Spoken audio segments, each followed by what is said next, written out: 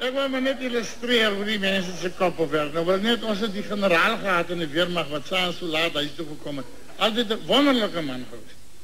Altyd laat huis toe gaan. Hy kom weer aan so laat by die huis man, maar hy is verskriklik gesukkel om van die klap af by die huis te kom man.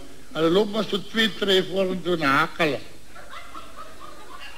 Dan begin hulle so in agteruit. Soveel so dat hy moet omdraai en terugklap toe loop om by die huis te kom. Nou kom hy by die huis en hy klop aan die deur.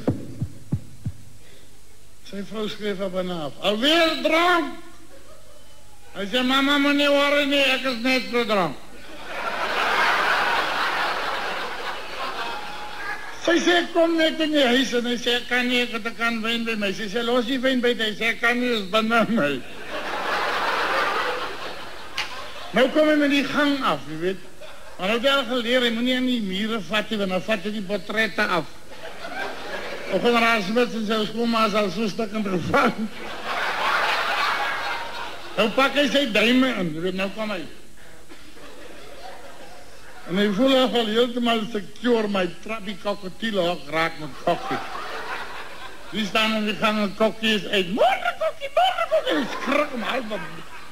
En nou so achter kokkie en kokkie is nou die mekaar is donker en is uit sy hokje. Morgen kokkie, die heet vir kokkie, maar kokkie byt hom. Hy los die vark, nou vlieg weer, morgen kokkie. Hy sit hier op die mantelpiece, nou sê hy achter kokkie en kokkie.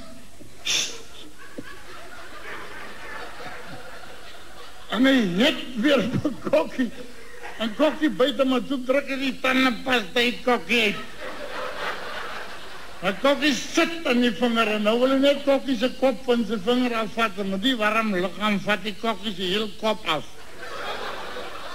Staan hy met kokkie in die hand en die kop in die hand.